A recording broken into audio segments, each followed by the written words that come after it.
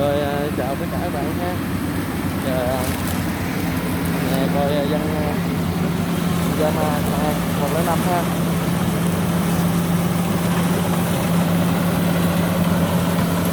Cái hố Yamaha này lũ mưa rồi sập quá trời các bạn. Sình bùn không? Bơm khô các bạn.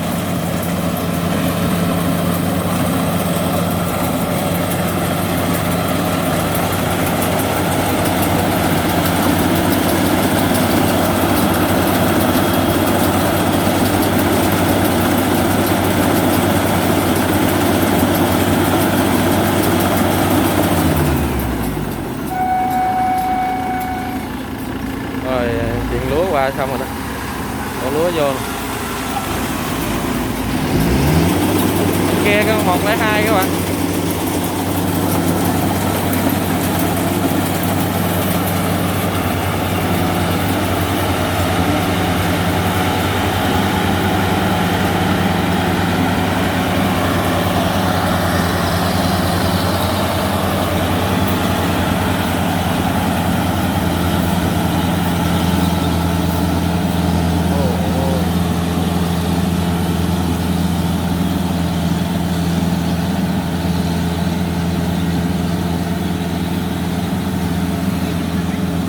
Quá trời đấy. Đó đẳng gì con 102 gò hả các bạn.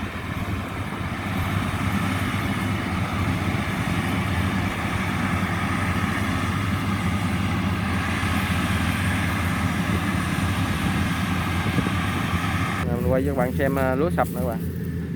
Mưa không cày lúa sập chân các bạn nè ha, nằm nước nè, cái lỗ này thúi luôn nè.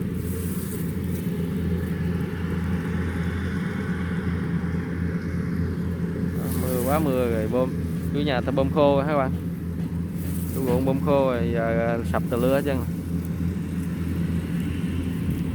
bơm lúa này trúng quá nè các bạn, thấy không, kỳ luôn. Cọ lúa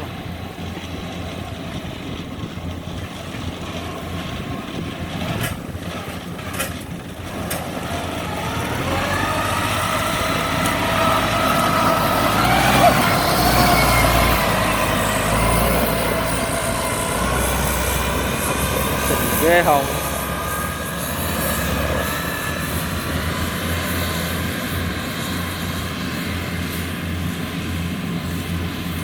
Rồi 70 chạy xa dạt vô.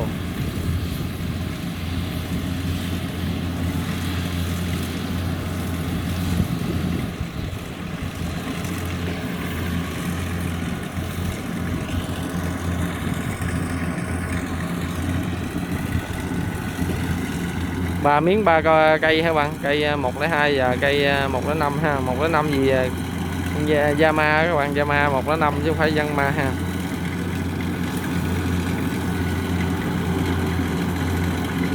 Quá sập mấy cái để chậm rồi. Rồi xuống mình quay cho bạn xem ha.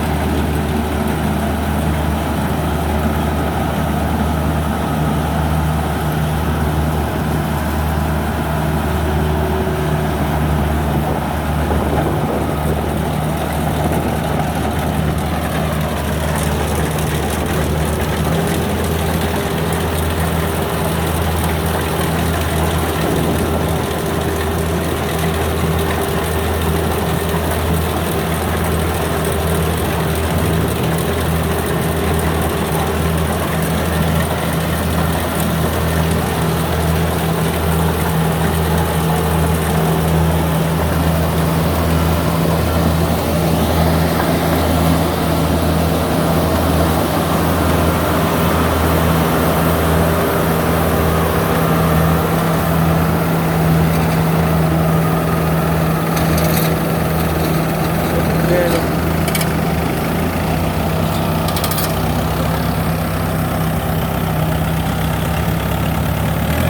Chỗ cá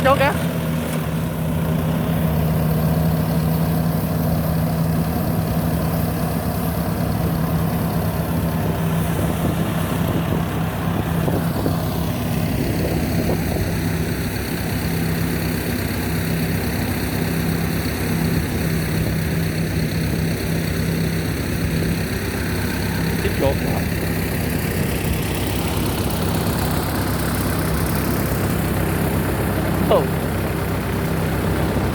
Đấy.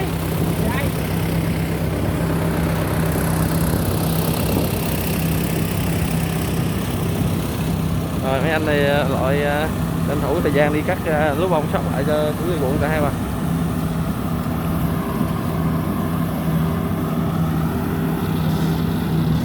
Quá lúng.